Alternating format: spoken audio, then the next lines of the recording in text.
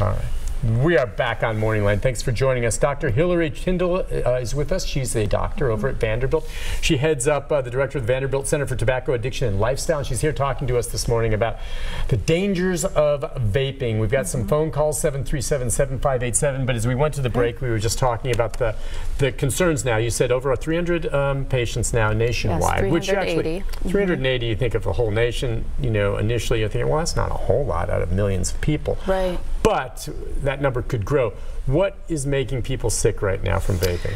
It's not exactly clear what about the vaping is making people sick. The CDC has a report out and its website if people want to learn more.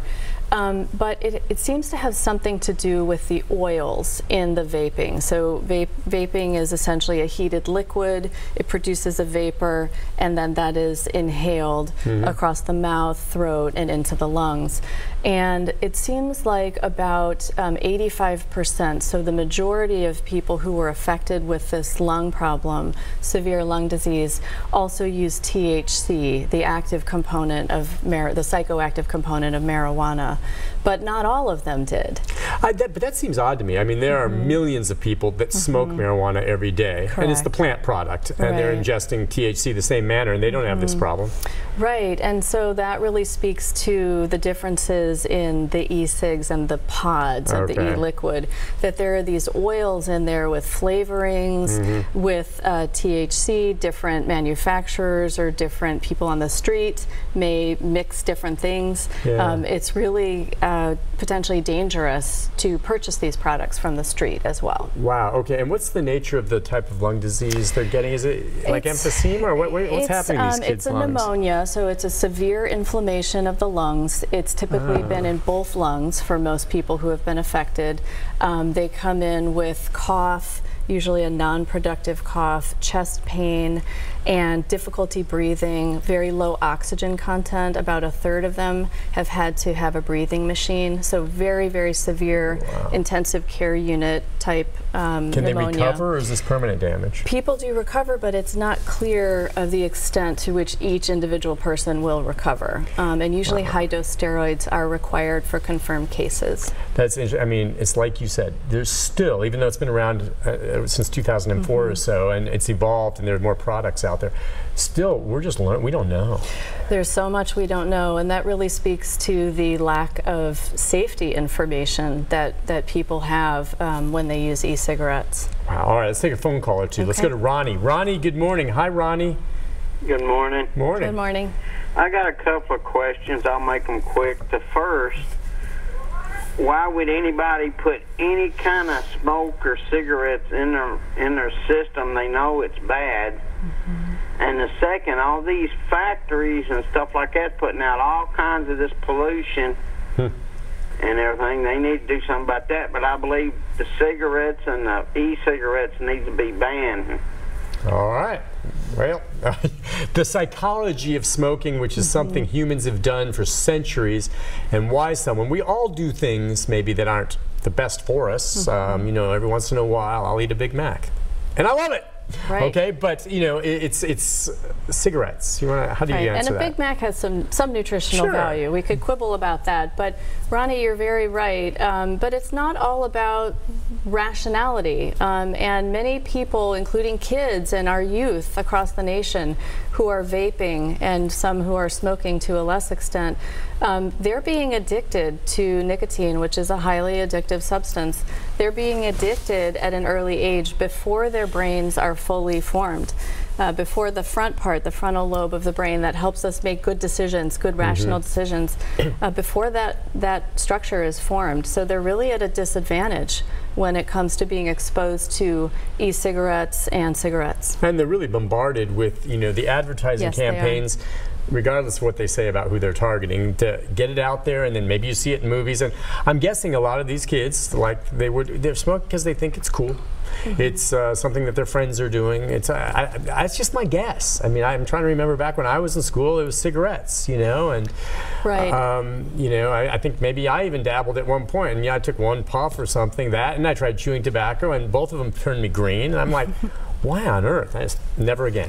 Well, you were a lucky one. It's true that children and young adults all the way up to the 25-year-old range are being bombarded regularly, multiple times daily through social media with ads for e-cigarettes. And that is a likely cause of the current epidemic of e-cigarette smoking, with about over 1 in 4 of our high school students across the nation reporting that they used e-cigs in the last 30 days. 1 in 4?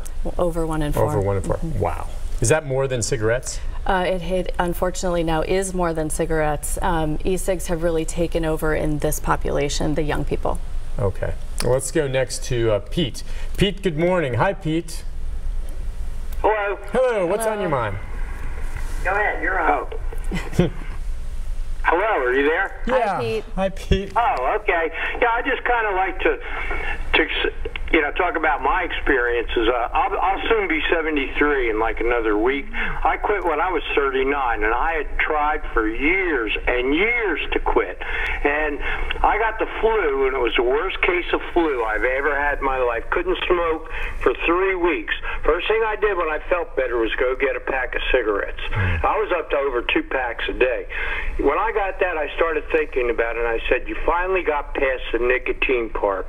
I crumbled it up, and I haven't had a cigarette since. But I'll tell you, it's a very addictive substance. It's hard to quit. I tried and tried and tried. And, we were encouraged to smoke when I was young. In the Army, they used to give us cigarettes in K rations.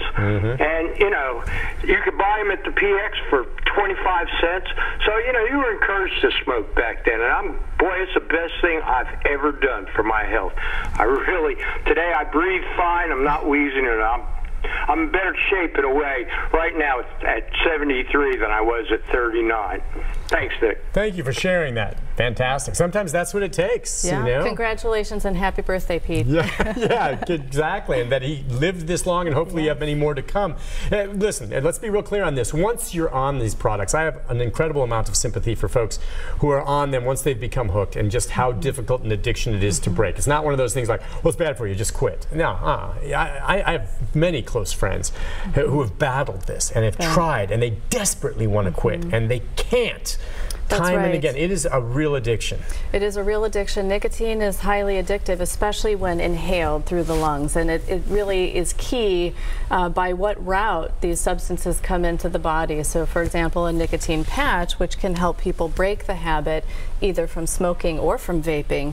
Nicotine patch is not addictive. That's a medicinal product that's used over the counter, and people typically will use that for 1 to 3 months to make a quit attempt. And I'm not sure if it varies from state to state. I don't want to put you on the spot here, but when we talk about how old you have to be able to buy a pack of cigarettes or to go buy e-cigs, what is the age kind of like? It does vary by state. Okay. So a growing number of states have tobacco 21 laws, where any tobacco product, including electronic cigarettes. So Tennessee's 18, isn't it? Yes. But there's active legislation. We have a lot of really proactive individuals in the legislature now who are moving toward making a tobacco 21 law. So as it stands now, e-cigs are under the same law as tobacco products. So in Tennessee, you have to be 18 to be able to buy these products. E-cigs are considered tobacco products, and hopefully we will move to a tobacco 21, because many young people who vape or who smoke get their tobacco products from their older friends and relatives. Yeah, well, we all know, though, of course, as you mentioned, 1 in 4 high schoolers who aren't even 18 yet. I mean, kids are going to find a way to get it. Someone will buy it the same way they would get someone to buy them beer, or they'll find it somewhere in their house if their mom smokes it, whatever. There will still be use, but effective legislation such as Tobacco 21 can cut down on the use. No question about that. Another thing that can cut down on, didn't Canada pass enough taxes or something so a pack of cigarettes there's like $30 or something? Yes, yeah, Canada and New York City. Okay, where it's very expensive. Too expensive to do it. Yeah. Whereas I think here in Tennessee, which is traditionally a tobacco state along with Kentucky, we have some of the lowest priced cigarettes in the world. And our tax is, I think, 62 cents a pack. Pretty low. Still 62 cents, but pretty low. It just tells you how cheap it is to make cigarette products. I can imagine the markup that they get on e-cigs, vaping, or cigarettes. No wonder they're doing this. It is like printing money, and then you have customers for life. It's a $2.6 billion industry as of right now for vaping. Yeah, these horrible products, be it that opioids. We all see how much money these opioid makers have. They can settle for billions of dollars and it doesn't hurt them. Let's go to Eddie. Eddie, good morning. Hi, Eddie. Hey, how you doing? Good, Eddie. What's on your mind?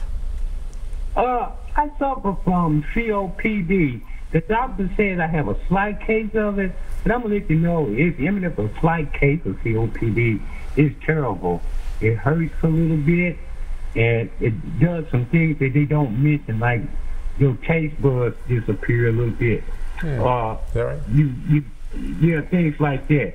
But I was thinking about going to vaping. I'm doing good as far as trying to quit smoking. I'm down to like maybe a pack for every 3 days now. And it's not good for me. But I was thinking about vaping, and so with all this controversy going with vape, it's kind of scaring me away. And also, I was thinking about the nicotine patch. I didn't have enough education or being examined or took study on the patches, and I was really afraid of it when I first heard them. I said, "You're gonna stick this thing on my skin?" Let's talk about the patch too, and hit the point first on him with regard to if he's thinking at this point of giving up cigarettes and going to vaping. What would you say to him? Well, at this point right now, sitting in this room with all these cases of severe pneumonia across 36 states, I myself would be wary about starting vaping. But if he thought, if I do this, I can give up the cigarettes. Well, it's first of all, what's most important is that you've cut down to a pack every 3 days. And so you're cutting down and you're thinking about going all the way off combustible tobacco, which is fantastic, especially since you have COPD, even a light case of it. But we do know that there are better ways, effective, proven, safe ways to quit smoking. And that's where something like the patch comes in. The nicotine patch, when used in combination with lozenge or gum, can be very nicotine lozenge, nicotine gum, thank you. Very effective for quitting smoking. It basically doubles quit rates. And you only use these products for 1 to 3 months. And then go off. That's if you're looking for a way as opposed to going something else. I think that's great advice. Listen, we'll take a break. When we come back, Evan and others, if you're on hold, stay there, and I'll put this out too. If you happen to be someone who vapes, love to hear from you, your experience to this point and how you think it's gone for you. And as I said, I've heard from people when I've posted on Facebook the concerns who are telling me, yeah, I vape and I stick to it. I don't use the flavors. I've never had any problems, and it helped me get away from cigarettes, and they're happy with it. And I say, good for you if it's worked out. So, especially off combustible tobacco, that is a win. Yeah. We'll take a break and be back with more right after this. Stay with us.